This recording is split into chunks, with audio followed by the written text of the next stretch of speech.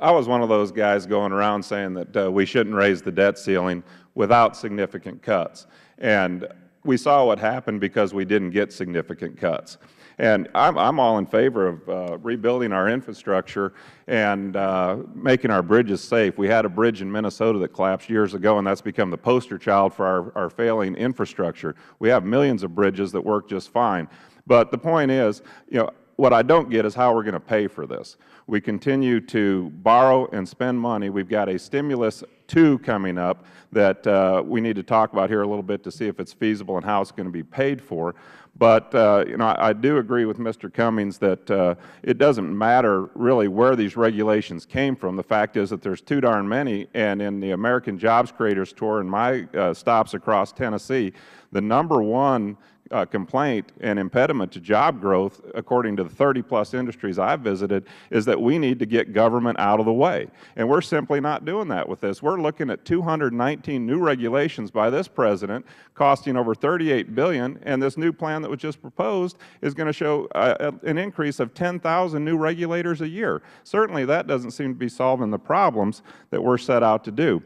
As far as paying for this, Dr. Boucher, you said that it's time to increase taxes on the rich, or we're going to get back into this let's spread the wealth mentality to get ourselves out of the problem.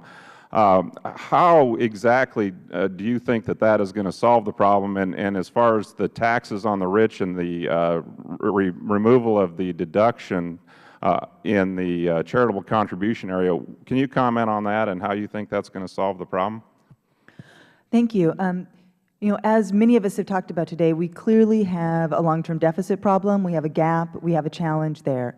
One of the things that we've seen over the past few decades is that America has become a fairly low-tax country, and one of the things that we've done is that we've extended these tax cuts on the wealthiest. Well, let me interrupt. Do we tax too little, or do we spend too much as a government? I mean, look at our deficit. Exactly. Relative to other countries, we are a relative low-tax country, and we are not a relative high spender. Are we a high-spending country? No. We're not? No. Well, how did we get in not this relative mess? to our GDP and relative to other countries. No. I mean, I would be more than happy after this to send you a series of charts that document this. Do you think that taxing or closing the loophole on charitable contributions is going to hurt charities?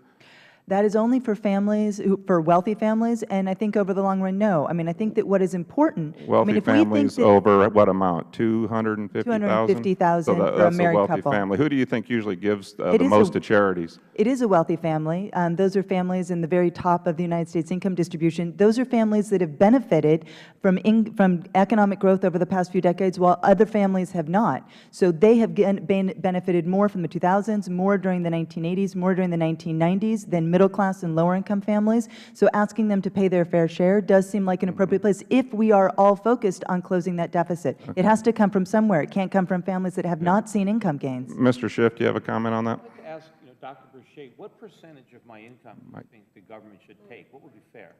Make sure your mic's on, Mr. Schiff. Yeah, what percentage of my income should the government take? What do you think would be fair?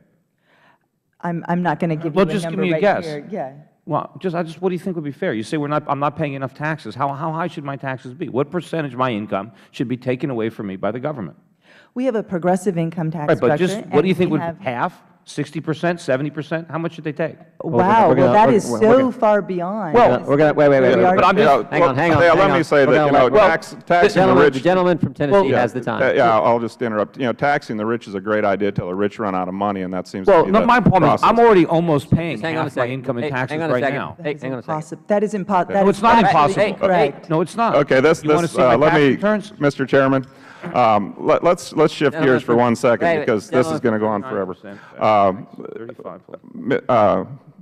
Dr. Boucher, do you feel that government, Dr. Boucher, do you feel that government jobs create revenue?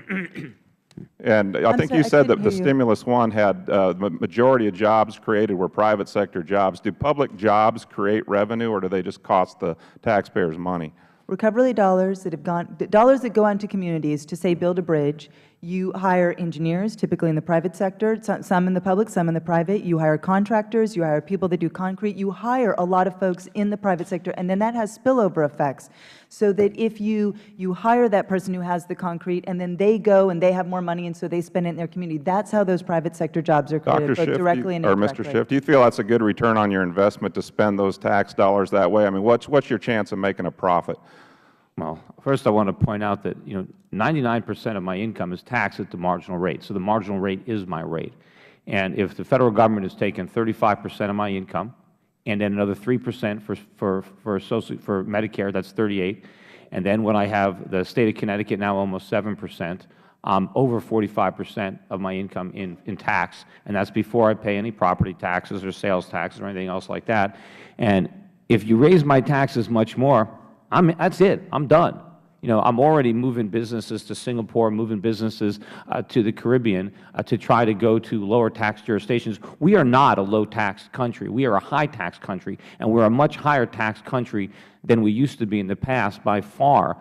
And I don't remember what your other question was. Well, I'm out of time, but I'm just going to close with the fact that we continue to spend money at an unprecedented rate. And as Mr. Cummings said, I think people were very shocked at the debt ceiling debate. But my stance, and at least from what I gather from the folks from Tennessee, is they're shocked that we once again increase our debt ceiling by $2.4 trillion and waited over cuts over 10 years that they don't have any faith that's going to happen. So I would say that the shock and outrage with what happened up here was more the fact that we allowed this to happen, that we once again spent our children and grandchildren's money, and I yield.